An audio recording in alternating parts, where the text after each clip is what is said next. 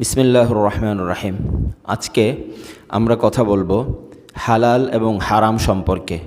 আল্লাহ রব্বুল আলামিন পবিত্র কোরআনুল কারীমে সূরা আলে ইমরানের শুরুতে বলেছেন, হুয়াল্লাযী আনজালা আলাইকাল কিতাব মিনহু আয়াতুম মুহকামাতুন হুন্না উম্মুল কিতাব ওয়া উখারু মুতাশাবিহাত فأما الذين في قلوبهم زيغ فيتبعون ما تشابه منه ابتغاء الفتنة وابتغاء تأويله সদাকাল্লাহুল আযীম। আল্লাহ রব্বুল আলামিন বলছেন যে হুয়াল্লাযী আনজালা আলাইকাল কিতাব, তিনি ওই সত্তা যিনি মানুষের উপর অর্থাৎ আমাদের উপর কোরআনকে নাজিল করেছেন। মিনহু আয়াতুম মুহকামাত, এই যে কোরআন তিনি নাজিল করেছেন, এই কোরআন নাজিলের মধ্যে কিছু আয়াত এমন রয়েছে যে আয়াতগুলো আল্লাহ রব্বুল আলামিন আমাদের সামনে সুস্পষ্ট করে তুলে ধরেছেন। অর্থাৎ আমরা যেমন জানি যে সুদ খাওয়া হারাম, আমরা যেমন জানি নামাজ পড়া এটা হচ্ছে আমাদের জন্য ফরজ, আমরা যেমন জানি অন্যের হক আরেকজনের খেয়ে ফেলা এটা হচ্ছে হারাম, এভাবে আমরা যে হালাল এবং হারাম সম্পর্কে স্পষ্ট জানি, সেগুলোকে আল্লাহ রাব্বুল আলামিন বলছেন মিনহা আয়াতুন মুহকামাতুন, এবং বলছেন হুন্না উম্মুল কিতাব, সেগুলোই হচ্ছে এই কিতাবের মৌলিক বিষয়। ওয়া উখারু মুতাশাবিহাত, আর কিছু বিষয় কিছু আয়াত এমন রয়েছে যেইগুলো আল্লাহ রাব্বুল আলামিন অস্পষ্ট করে রেখেছেন, এটা আল্লাহ রাব্বুল আলামিন নিজ হিকমতে করেছেন। তো তিনি বলছেন ওয়া উখারু মুতাশাবিহাত, আর কিছু এমন আয়াত আছে যেগুলোকে তিনি অস্পষ্ট করে রেখেছেন, হুন্না ওয়া উখারু মুতাশাবিহাত। তো বলছেন ওয়া আম্মাল্লাযীনা ফি কুলুবিহিম যায়গুন, আর যেই লোকদের অন্তরে বক্রতা রয়েছে, যাদের হৃদয় বাঁকা, হেদায়েত থেকে দূরে, হেদায়েত প্রাপ্ত নয়, এই লোকেরা আম্মাল্লাযীনা ফি কুলুবিহিম যায়গুন ফায়াত্তাবিউনা মা তাশাবাহা মিনহু ইবতিগা আল ফিতনা, শুধুমাত্র মানুষের মাঝে ফিতনা ছড়ানোর উদ্দেশ্যে এই বাঁকা বিষয়গুলোকে, অস্পষ্ট বিষয়গুলোকে নিয়ে শুধু আলোচনা করবে। নিজে দেখবেন হয়তো নামাজ পড়বে না, হয়তো রোজা রাখবে না, হয়তো জাকাত দিবে না, এটা করবে না, কিন্তু সামান্য সামান্য বিষয় নিয়ে, সামান্য সামান্য ইসলামের এমন ব্যাপার যেগুলো অস্পষ্ট, আল্লাহ রাব্বুল আলামিন স্পষ্ট করে বর্ণনা করে নাই, সে বলবে যে আলিফ লাম মিম এটার অর্থ কী, এটা কেন এসেছে, আল্লাহ রাব্বুল আলামিন আলিফকে কেন এনেছেন আগে, মিমকে কেন এনেছেন, এই ধরনের প্রশ্ন করতে থাকবে। তো আল্লাহ রাব্বুল আলামিন তাদের ব্যাপারে বলছেন যে এমন কিছু মানুষ রয়েছে যাদের হৃদয় বক্র, তারা শুধু অস্পষ্ট বিষয়গুলো নিয়ে আলোচনা করবে। অস্পষ্ট বিষয়গুলো আলোচনা করার পিছনে তাদের উদ্দেশ্য থাকবে ফিতনা ফাসাদ সৃষ্টি করা। রাসূলুল্লাহ সাল্লাল্লাহু আলাইহি ওয়াসাল্লাম হযরত নু'মান বিন বাশীর রাদিয়াল্লাহু তাআলা আনহু থেকে বর্ণিত, তিনি বলছেন যে আল হালালু বায়্যিনুন ওয়াল হারামু বায়্যিনুন ওয়া বাইনাহুমা উমুরুম মুশতাবিহাত, হালালও স্পষ্ট, হারামও স্পষ্ট। লা ইয়ারিফুহুন্না কাসীরুম মিনান নাস, কিছু ব্যাপার এমন রয়েছে যেগুলো অধিকাংশ মানুষ জানে না, অর্থাৎ কোনটা হালাল কোনটা হারাম এ ব্যাপারে অধিকাংশ মানুষ এটা জানে না, যে এটা হালাল এটা হারাম জানে না, না জেনে শুধুমাত্র বক্রতার পিছনে ছোটে। একবার রাসূলুল্লাহ সাল্লাল্লাহু আলাইহি ওয়াসাল্লাম বাজারে গিয়েছেন। বাজারে যাওয়ার পর তিনি এই দোকান ওই দোকান ঘোরাফেরা করছিলেন। তো এক জায়গায় তিনি গিয়ে দেখলেন যে গম রাখা রয়েছে বস্তার মাঝে। তো তিনি সেখানে হাত দিয়ে দেখলেন যে কি সুন্দর শুকনো কিছু অর্থাৎ গম রয়েছে। এরপর তিনি যখন ভিতরে হাত দিলেন, দেখলেন যে গরম মনে হচ্ছে, ভিজা মনে হচ্ছে। এরপর সরানোর পর দেখতে পেলেন যে সেখানে ভিজা। তো দোকানদারকে জিজ্ঞাসা করলেন যে হে দোকানদার, তোমার এই যে গম সেগুলোর উপরের অংশ কি সুন্দর শুকনা ভালো, আর নিচের এবং ভিতরের অংশের গমগুলো ভিজা নষ্ট, তুমি এভাবে কেন করেছো? সে বলেছে যে ইয়া রাসূলুল্লাহ, বৃষ্টি হয়েছে, বৃষ্টির কারণে এই গমগুলো নষ্ট হয়ে গেছে, সেজন্য আমি উপরে ভালো গুলে দিয়েছি যাতে মানুষ ভালো মনে করে আসে। তো রাসূলুল্লাহ সাল্লাল্লাহু আলাইহি ওয়াসাল্লাম বলেছেন যে মান গাশশানা ফালাইসা মিন্না, মান গাশশা ফালাইসা মিন্না ওয়া ফি রিওয়ায়াতিন আখার মান গাশশানা ফালাইসা মিন্না, অর্থাৎ কেউ যদি কোনো ব্যক্তিকে ধোঁকা দেয়, সেটা কেনাকাটার মধ্যে হোক, সেটা কথাবার্তার মাধ্যমে হোক, যেটা ওয়াদা খেলাফের মাধ্যমে হোক, যে কোনো রকমের হোক, কোনো ব্যক্তি যদি কাউকে ধোঁকা দেয়, তো রাসূলুল্লাহ সাল্লাল্লাহু আলাইহি ওয়াসাল্লাম বলছেন মান গাশশানা ফালাইসা মিন্না, আমার উম্মতের মধ্য থেকে যেই ব্যক্তি কোনো মুসলমানকে, কোনো মুমিনকে ধোঁকা দিবে, সেই ব্যক্তি মুমিন হতে পারে না, আমার উম্মতের অন্তর্ভুক্ত হতে পারে না।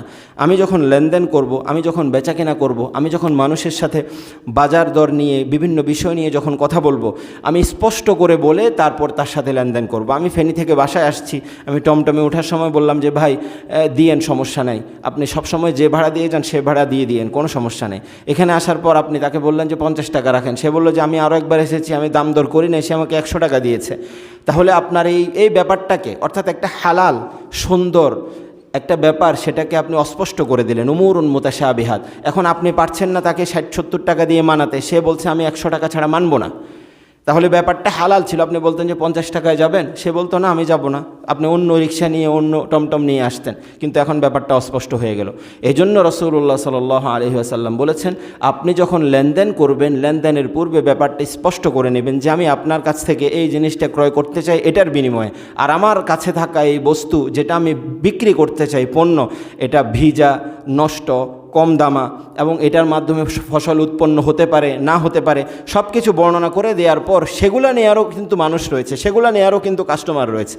আপনি যখন বাজারে যান, আপনি দেখবেন যে মূল বাজার বাদ দিয়ে বাজারের বাহিরে হয়তো একটা লোক আম নিয়ে বসে আছে, সে আমের কোনো কোনো অংশ পচা, এরকম আম নিয়ে বসে আছে। আপনি যদি দীর্ঘ সময় ধরে পাশ থেকে দাঁড়িয়ে দেখেন যে এই আমগুলো কে নেয়, আমি আজকে দেখবেন যে ওই আমগুলোরও আলাদা কাস্টমার রয়েছে, যেগুলো ক্রয় করার ক্ষমতা যাদের কম, যাদের পয়সা কম, তারা হয়তো আমগুলো নেওয়ার জন্য সেখানে এসে দাঁড়াবে, দরদাম করবে এবং নিয়েও যাবে। আপনি নেবেন না তার মানে এই নয় যে এই জিনিসটা আপনার কাছ থেকে তার কাছ থেকে অন্য কেউ নেবে না।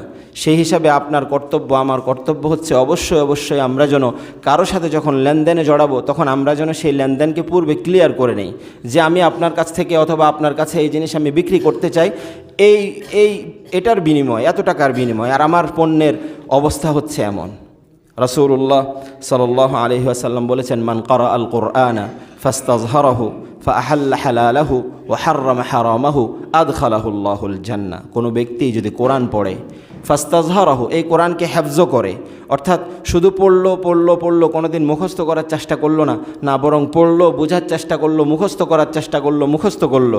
ফাস্তাযহারাহু ফাআহাল্লা হালালাহু ওয়া হাররামা হারামাহু আদখালাহুল্লাহুল জান্নাহ। আল্লাহ রাব্বুল আলামিন বলছেন যে কিয়ামতের ময়দানে আল্লাহ রাব্বুল আলামিন তাকে জান্নাতে প্রবেশ করাবেন এবং ওয়াশাফাআহু ফি আশারাতিন মিন আহলি বাইতি কুল্লুহুম ক্বাদ ওয়াজাবাত লাহুন নার।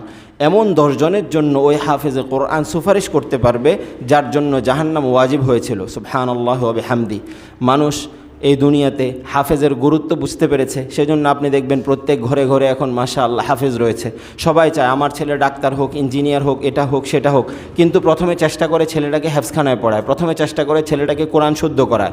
এটা সবার চেষ্টার মধ্যে থাকে, প্রত্যেক মুমিন এবং মুসলমানের চেষ্টায় এই জিনিসটা রয়েছে যে আমি আমার সন্তানকে কোরআন পড়াবো, আমি আমার সন্তানকে হাফেজ বানাবো, আমার সন্তানকে আমি কোরআন যেন শুদ্ধভাবে পড়তে পারে, শরীয়তের যাবতীয় মাসাইল যেন সুন্দরভাবে পড়তে পারে, জানতে পারে, বুঝতে পারে।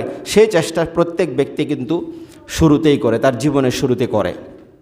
রাসূলুল্লাহ সাল্লাল্লাহু আলাইহি ওয়াসাল্লামের এক সাহাবী ওয়াসিলা ইবনুল আসকা, এই সাহাবী তার সন্তানকে বলেছে, ওয়াসিলা ইবনুল আসকা এই সাহাবী রাসূলুল্লাহ সাল্লাল্লাহু আলাইহি ওয়াসাল্লামের সময়কালে এক ব্যক্তির কাছে তার ওটকে বিক্রি করার জন্য তার ছেলেকে বলেছে। তো ছেলে বেশি দামের জন্য নির্দিষ্ট লোকের কাছে না নিয়ে বাজারে তুলেছে এবং বাবা দেখেছে যে আমার সন্তান এই ওটকে ভালো দামে বিক্রি করেছে। বিক্রি করে যখন চলে এসেছে তখন বাবার কাছে যখন এই টাকা পয়সা যাই দিয়েছে, তিনি দেখেছেন যে আমি যেটা ধারণা করেছিলাম তার চেয়ে বেশি। তো তিনি চিন্তা করলেন, তুমি যে এই পণ্য বিক্রি করেছো, তুমি কোনো কিছু মিথ্যা বলো নাই তো? বলছে আমি কোনো কিছু তো মিথ্যা বলি নেই।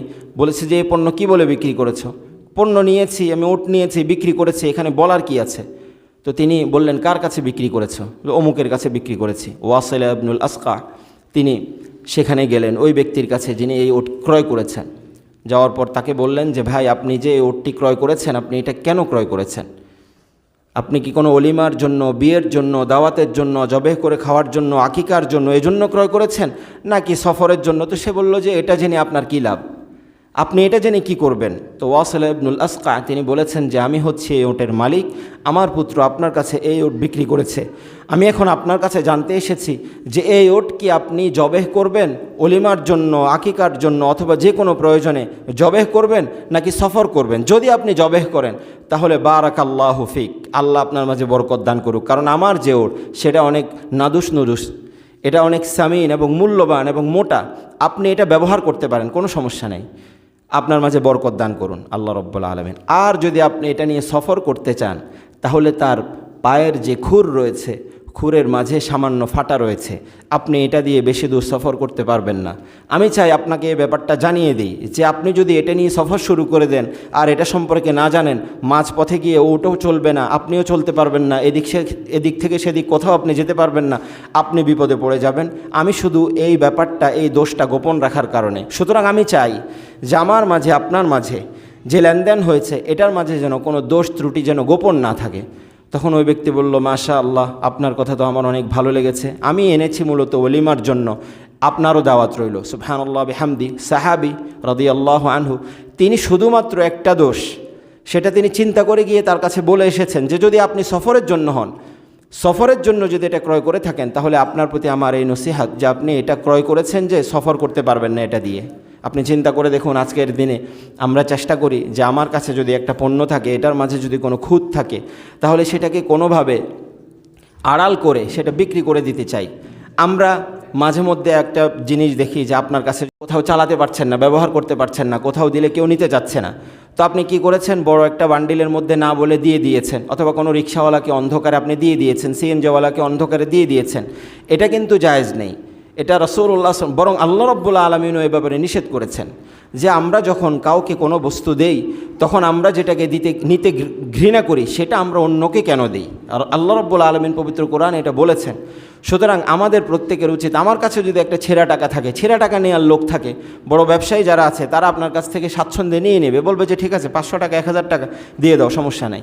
কিন্তু আপনি নর্মাল একজন মানুষের কাছে একটা ছেঁড়া টাকা চালাতে পারবেন না, ওই ব্যক্তি ওটা নিয়ে বিপদে পড়ে যাবে। দেখা যাবে সে দিনভর কাজ করেছে, আপনাকে 500 টাকার বিনিময়ে সে পুরো ভাঙতি দিয়েছে, আপনি তাকে ছেঁড়া অথবা না চলে এমন একটা চালাতে কষ্ট হয় এমন একটা নোট যদি দিয়ে দেন, তাহলে ওই ব্যক্তি দিন শেষে বিপদে পড়ে যাবে এই জিনিস নিয়ে। অথচ আল্লাহ রসুল সাল্লাল্লাহু আলাইহি ওয়াসাল্লামের সাহাবী তিনি সামান্য ওটের খুরের যে ফাটা অংশ সেটা সম্পর্কে বলার জন্য তার বাড়িতে গিয়েছে যে আপনি এটা নিয়ে সফরে যাবেন না, কারণ আপনি যদি এটা নিয়ে সফরে যান তাহলে আপনার জন্য বিপদ হতে পারে। এটা হচ্ছে আল্লাহ রসুল সাল্লাল্লাহু আলাইহি ওয়াসাল্লামের শিক্ষা দেয়া হালাল পন্থা।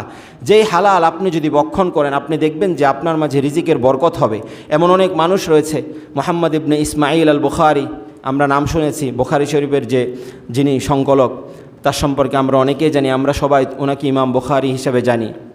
তার বাবা তিনি বলছেন, আবু মুহাম্মদ ইবনে ইসমাঈল আল বুখারী, তিনি বলছেন যে আমি আমার জীবনে মৃত্যুপূর্ব মুহূর্তে তিনি বলছেন যে আমি আমার জীবনে কোনো দিন এক রত্তি পরিমাণ হারাম বক্ষণ করি নাই, না বরং আমি বলবো যে আমি আমার জীবনে সুবাহাত সন্দেহ, ওই যে আল্লাহ বলেছেন ওয়াবাইনাহুমা উমুরুম মুতাশাবিহাত, যে হারাম তো দূরের কথা, সামান্য সন্দেহ হয় এমন কোনো জিনিস পর্যন্ত আমি বক্ষণ করি নাই। হারাম তো দূরের কথা, যেটা সন্দেহ হয় আমার কাছে এই জিনিস আমার জন্য হালাল হবে কি না, এই জিনিস আমার জন্য হারাম নাকি হালাল, এটা আমার বুঝে আসছে না, তো সেটা আমি ছেড়ে দিয়েছি। একবার রাসূলুল্লাহ সাল্লাল্লাহু আলাইহি ওয়াসাল্লাম তার বিছানা ঝাড়ার সময় একটা খেজুর পেয়েছেন। বিছানা ঝাড়ার সময় আমরা বিছানার উপর অনেক সময় অনেক ময়লা পাই, তো রাসূলুল্লাহ একটা খেজুর পেয়েছেন, খাওয়ার পর তিনি সেটা মুখ পর্যন্ত নিয়ে আবার রেখে দিয়েছেন। তো আয়েশাতুস সিদ্দিকা রাদিয়াল্লাহু আনহা তিনি বলেছেন, আপনি খেতে চেয়েছেন আবার রেখে দিয়েছেন। তা রাসূলুল্লাহ সাল্লাল্লাহু আলাইহি ওয়াসাল্লাম বলছেন যে আমি যদি জানতাম এটা সাদকার মাল না, তাহলে এটা আমি ভক্ষণ করে ফেলতাম, হতে পারে এটা সাদকার মাল। অর্থাৎ রাসূলুল্লাহ সাল্লাল্লাহু আলাইহি ওয়াসাল্লামের বাড়িতে বহু মানুষ অনেক রকমের সদকার মাল নিয়ে আসে, তারপর দানের মাল নিয়ে আসে, তারপর জাকাতের মাল নিয়ে আসে, এনে রাসূলকে দেয় এবং বলে যে ইয়া রাসূলুল্লাহ আপনি এগুলোকে আপনার মতো করে কার কার প্রয়োজন তাদের কাছে বন্টন করে দেন। তো কখনো এমন হয়, কোনো সময় এমন হয় যে একটা দুইটা খেজুর পড়ে গিয়েছে, রয়ে গিয়েছে, তো রাসূলুল্লাহ চিন্তা করেছেন যে এটা আমি অপচয় করতে চাই না, কিন্তু যদি আমি জানতাম যে এটা সাদকার মাল না, তাহলে আমি এটা ভক্ষণ করতাম। অর্থাৎ রাসূলুল্লাহর জন্য সাদকার মাল বৈধ ছিল না, বিধায় রাসূলুল্লাহ সাল্লাল্লাহু আলাইহি ওয়াসাল্লাম সাদকার মাল এটাকে গ্রহণ করেন নাই।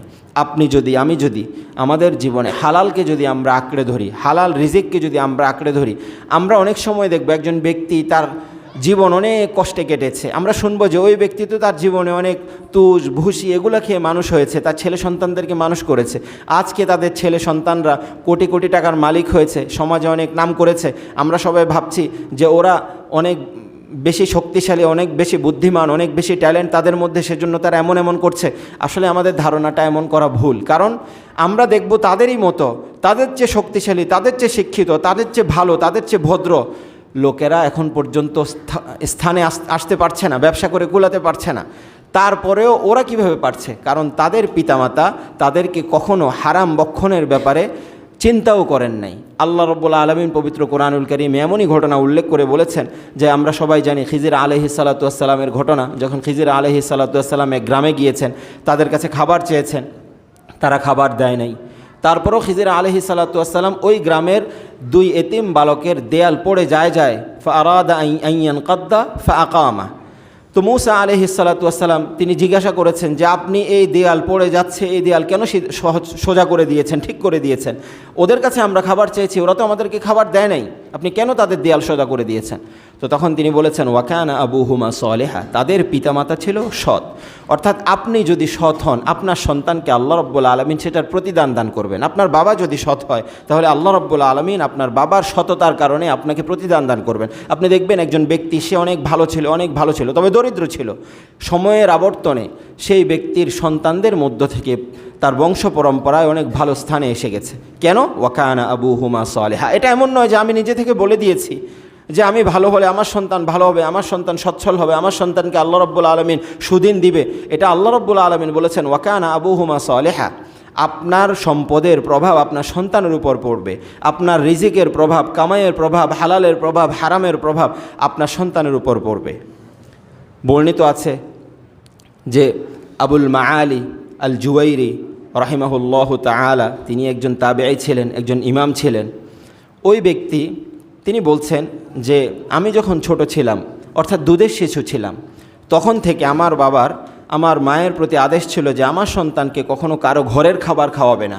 আমি যেই সম্পত্তি, আমি যে রিজিক নিয়ে আসি শুধু সেটাই খাওয়াবে, এছাড়া অন্য কিছু খাওয়াবে না, কখনোই না, যাতে করে আমার সন্তানকে আল্লাহ রাব্বুল আলামিন হারাম থেকে বিরত থাকে। কারণ অন্যের ঘর থেকে আসা জিনিস হালাল কি হারাম সেটা সম্পর্কে তো আমি জানি না। সেজন্য তিনি তার মাকে, অর্থাৎ তার বাবা তার মাকে কথা বলেছেন। আবুল মাআলি আল জুওয়াইরি রাহিমাহুল্লাহু তাআলা, একদিন তার এক প্রতিবেশী মহিলা তার ঘরে এসেছে। তিনি বলছেন তার ঘরে এসেছে এবং তার মা ওই প্রতিবেশীর জন্য মেহমানদারির ব্যবস্থা করার জন্য বাইরে গিয়েছেন। এমন সময় তার ঘুম ভেঙে গিয়েছে। ঘুম ভেঙে তিনি কান্না শুরু করে দিয়েছেন। দুধের বাচ্চা ছিলেন তিনি। ঘুম ভেঙে তিনি কান্না যখন শুরু করে দিয়েছেন, ওই মহিলা তারও বাচ্চা ছিল, ছোট বাচ্চা ছিল, সন্তান ছিল। তো সেজন্য তাকে তিনি দুগ্ধ পান করানোর উদ্দেশ্যে তার সাদিয়াকে সামনে এনে দিলেন এবং তিনি তাকে দুধ পান করালেন। এরপর যখন ওই মহিলা, অর্থাৎ আবুল মাআলি, তার মা যখন এসেছে, তিনি বলেছেন আপনি এটা কি করেছেন, আপনি কেন আমার সন্তানকে দুধ পান করিয়েছেন? বলছে সে তো কান্না করছিল, সেজন্য আমি তার কান্না থামানোর জন্য দুধ পান করিয়েছি। এটা শোনার পর তিনি নিজেও রাগ করেছেন এবং আবুল মাআলির বাবাকে যখন এই কথাটা বলেছেন, তিনিও অনেক রাগ করেছেন যে তুমি কোথায় ছিলে? ওই মহিলা এসে আমার সন্তানকে দুধ পান করিয়ে গিয়েছে, তুমি কোথায় ছিলে? এটা তো তোমার জন্য উচিত ছিল না। এ কথা বলার পর তার জীবন তো এভাবে কেটে গিয়েছে এবং তিনি দীর্ঘ সময় পর্যন্ত পড়ালেখায় ব্যস্ত ছিলেন, এলেম অর্জন করেছেন। তৎকালীন সময়ে একটা কথা ছিল যে এমন কোনো আলেম ছিল না, এমন কোনো ওলামা ছিল না, এমন কোনো মুনাজির ছিল না যে আবুল মাআলির সামনে এসে দাঁড়াবে এবং তার সাথে তর্ক বিতর্ক করে টিকে উঠতে পারবে।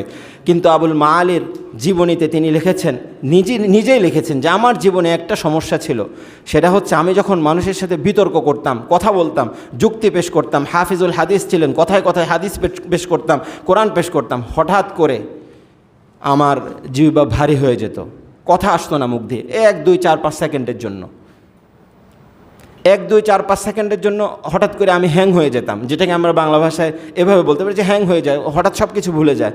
এরপর আবার 2 সেকেন্ড 3 সেকেন্ড পরে আবার ঠিক হয়। হঠাৎ আমার এটা হয়ে যেত। তো তিনি বলেছেন হাদা মিনা শুরবাতিল মাশউমা, এটা হচ্ছে আমি যে সন্দেহজনক একটু দুধ পান করেছিলাম সেটার ফলাফল। হাদা মিনা শুরবাতিল মাশউমা, আমার জীবনে আর কোনো হারাম খাদ্য নেই, শুধুমাত্র আমার জীবনে সন্দেহজনক আমার প্রতিবেশী নারীর ওই একটু দুধ পান করাটা ছাড়া আমার জীবনে আর কোনো হারাম খাদ্য নেই। সুবহানাল্লাহ বিহামদি। তো আমরা বলছিলাম আবু মুহাম্মদ ইবনে ইসমাইল আল বুখারীর কথা। তিনি তার জীবনে, তিনি মৃত্যুর পূর্ব সময়ে বলেছেন যে আমার জীবনে কোনো হারাম খাদ্য নেই। সেজন্য আল্লাহ রাব্বুল আলামিন তার সুলব থেকে, তার থেকে আল্লাহ রাব্বুল আলামিন এই পৃথিবীতে এমন একজন মানুষকে নিয়ে এসেছেন যিনি সাহিবুল হাদিস, কুররাউল হাদিস, হাফিজুল হাদিস হয়েছেন, যাকে আমরা ইমাম বুখারী নামে চিনি। হযরত রাসূলুল্লাহ সাল্লাল্লাহু আলাইহি ওয়াসাল্লামের কাছে সাদ ইবনে আবি ওয়াক্কাস রাদিয়াল্লাহু তাআলা আনহু, তিনি বলেছেন ইয়া রাসূলুল্লাহ উদউ লি আন আকুনা মুস্তাজাবাদ দাওয়া, যে আল্লাহর রাসূল আপনি আমার জন্য দোয়া করেন আমি যেন মুস্তাজাবুদ দাওয়া হই। অর্থাৎ আমি চাই যে আমি যখন কারোর জন্য দোয়া করি অথবা বদদোয়া করি, আমার দোয়া যেন সাথে সাথে কবুল হয়ে যায়। আমরা দেখেছি যখন আমাদের দেশে অনেক বৃষ্টির অভাব হয়েছে, তখন এখানে সেখানে মসজিদে ওখানে সেখানে সব জায়গায় শুধুমাত্র মানুষ দোয়া করছে, কিন্তু আল্লাহ রাব্বুল আলামিন দোয়াকে কবুল করছেন না, বৃষ্টি হচ্ছে না। গরমের সময় আমরা হয়তো এখন শীত এসেছে সেই কথা ভুলে গিয়েছি, কিন্তু এমন কঠিন সময় আমরা পার করে এসেছি। আমাদের মাঝে এখন মুস্তাজাবুদ দাওয়ার অনেক অভাব। তো সাদ ইবনে আবি ওয়াক্কাস রাদিয়াল্লাহু তাআলা আনহু তিনি যখন রাসূলুল্লাহ সাল্লাল্লাহু আলাইহি ওয়াসাল্লামকে বলেছেন যে ইয়া রাসূলুল্লাহ উদউলি আন আকুনা মুস্তাজাবাদ দাওয়া, তো রাসূলুল্লাহ সাল্লাল্লাহু আলাইহি ওয়াসাল্লাম বলেছেন যে আতিব মাতআমাকা, আতিব মাতআমাকা তাকুন মুস্তাজাবাদ দাওয়া, তুমি তোমার খাবারকে, অর্থাৎ তুমি যে খাদ্য গ্রহণ করবে, যে আহার গ্রহণ করবে, সেটাকে তুমি উত্তম করো, আহার করো। এই নসিহাত আল্লাহ রাব্বুল আলামিন বনি ইসরাইলকে করেছেন। কুলু মিনাত তাইয়্যিবাতি মা রাযাকনাকুম, তোমরা উত্তম কিছু গ্রহণ করো, উত্তম খাবার গ্রহণ করো, উত্তম রিজিক গ্রহণ করো, অর্থাৎ হালাল। আল্লাহ রাব্বুল আলামিন নসিহাত মানুষকে করেছেন, বনি ইসরাইলকে যেমন করেছেন, রাসূলদেরকেও করেছেন। ইয়া আইয়ুহার রাসূল কুলু মিনাত তাইয়্যিবাতি ওয়া আমালু সালিহা, তোমরা উত্তম খাও তারপর আমল করো। ইয়া আইয়ুহার রাসূল কুলু মিনাত তাইয়্যিবাতি ওয়া আমালু সালিহা, তোমরা উত্তম আহার করো তারপর নেক আমল করো। আমি আর আপনি যদি উত্তম আহার না করে নেক আমল করি, হারাম বক্ষণ করে যদি নেক আমল করি, তাহলে আল্লাহ রাব্বুল আলামিন আমাদের কাছ থেকে সেই নেক আমলকে কবুল করবেন না। এটা তিনি বলেছেন, সেই নসিহাত তিনি আল্লাহ তার রাসূলদেরকে করেছেন। হারাম বলতে আমরা কোন জিনিসগুলোকে বুঝি? শুধুমাত্র অন্যের মাল খেয়ে ফেলা, শুধুমাত্র এতিমের মাল আত্মসাৎ করা, শুধুমাত্র জুলুম করে কারো জমিন হড়প করে নেওয়া, শুধুমাত্র কারো কাছ থেকে কেড়ে কোনো কিছু নিয়ে খেয়ে ফেলা, এটাই হারাম। বরং শরীয়ত থেকে নির্ধারিত যতগুলো হারাম বস্তু রয়েছে, প্রত্যেক হারাম সম্পর্কেই আল্লাহ রাব্বুল আলামিন এটা বলেছেন, এবং সেজন্যই তিনি বলেছেন ওয়া বাইনাহুমা উমুরুম মুশতাবিহাত হুন্না উম্মুল কিতাবি ওয়া উখারু মুতাশাবিহাত, হুন্না উম্মুল কিতাব ওয়া উখারু মুতাশাবিহাত, যত সন্দেহজনক বিষয় রয়েছে সেগুলোকে পরিহার করতে হবে, ত্যাগ করতে হবে। তাহলে আল্লাহ রাব্বুল আলামিন আমাদের পরবর্তী প্রজন্মকে, আমাদের মধ্য থেকে পরবর্তী প্রজন্মকে ইমাম বুখারীর মতো, আবুল মাআলি আল জুহাইরি, তার মতো ব্যক্তি আল্লাহ রাব্বুল আলামিন আমাদেরকে আবার ফিরিয়ে দিবেন। নচেত আমাদের যে জীবন এখন চলছে, আমাদের যে জামানা এখন চলছে, এটা এখন সব ঘুরিয়ে ফিরিয়ে চলে গিয়েছে গুগলের কাছে। আপনি যেখানেই যাবেন, যে বিষয়ে যাকেই দেখবেন প্রশ্ন করার ব্যাপারে, একটা জিনিস শিখতে চাচ্ছে, তো তিনি চিন্তা করেছেন যে এটা শিখে কি করবো, এটা তো গুগলে আছে, যে কোনো সময় আমার নেট থাকে সবসময় মোবাইলে, গুগলে যেহেতু আছে আমি একটু সার্চ করব আর দেখে নিব, শেষ। এভাবে করতে করতে করতে করতে মুখস্থ করার যে মানুষের মাঝে একটা স্বভাব থাকে সেটা চলে গিয়েছে। আর মুখস্থ বিদ্যা, মুখস্থ করার সেই যোগ্যতা, এটা এমন একটা ব্যাপার, আপনি যখন মেধাকে বেশি বেশি কাজে লাগাবেন, মেধা যখন বেশি বেশি খরচ করবেন, তখন আপনার মেধা বৃদ্ধি পেতে থাকবে। আপনি যখন মানুষের সাথে বেশি চলাফেরা করবেন, উঠা বসা করবেন, কথা বলবেন, তখন আপনি বুঝতে পারবেন যে কোথায় কোন কথা বলতে হবে, কোথায় কীভাবে আচরণ করতে হবে, কার সাথে কীভাবে কথা বলতে হবে। এটা আপনি ধীরে ধীরে শিখতে পারবেন। আপনি যদি সব কিছু ওইখানেই ঢুকিয়ে রাখেন যে আমি গুগলে সার্চ দিব আর এসে যাবে, তাহলে আমার আপনার কাছ থেকে এলেম ধীরে ধীরে উঠে যাবে। আল্লাহ রাসূল সাল্লাল্লাহু আলাইহি ওয়াসাল্লাম যে বলেছেন যে আল্লাহ রাব্বুল আলামিন এই পৃথিবী থেকে এলেমকে লা ইয়ান্তাজিউ ইন্তিজাআন, তিনি খাপ করে নিয়ে চলে যাবেন না। যে হঠাৎ করে একদিন ফজরের নামাজের সময় ইমাম সাহেব আর সূরা ফাতিহা পড়তে পারে না, সবাইকে জিজ্ঞেস করছে আপনাদের মধ্য থেকে কেউ কি সূরা ফাতিহা পড়তে পারবেন? তো সবাই বলছে কই, আমারও তো মনে নেই। এমন হবে না, এমন কখনোই হবে না যে হঠাৎ করে একদিন সবাইকে ভুলিয়ে দেওয়া হয়েছে। না, লা ইয়ান্তাজিউ ইন্তিজাআন বাল বিমাউতিল উলামা, বরং আলেমদেরকে আল্লাহ রাব্বুল আলামিন ধীরে ধীরে ধীরে ধীরে তুলে নেওয়ার মাধ্যমে এই পৃথিবী থেকে এলেম উঠে যাবে। আমরা চাই যে আল্লাহ রাব্বুল আলামিন যেন আমাদের হালাল রিজিকের মাঝে বরকত দান করেন, আমাদেরকে অভাব থেকে মুক্ত করেন, আমাদের মাঝে যেন কোনো মহামারী, আমাদের মাঝে যেন কোনো রকমের অভাব অনটন যেন আল্লাহ রাব্বুল আলামিন না দেন। কৃত্রিমভাবে কেউ যদি আমাদের মাঝে অভাব তৈরি করতে চায়, আল্লাহ রাব্বুল আলামিন যেন আমাদেরকে সেই সকল চক্রান্ত থেকে রক্ষা করে। আমিন। আমরা যা কিছু শুনেছি তার উপর সবার আগে আমি যেন আমল করতে পারি, তারপর আমরা সবাই যেন আমল করতে পারি, সেই তৌফিক আল্লাহ দান করুন। আমিন। আখির দাওয়ানা আলহামদুলিল্লাহ রাব্বিল আলামিন। যারা সুন্নত পড়েন নেন, সুন্নত পড়ে নেন।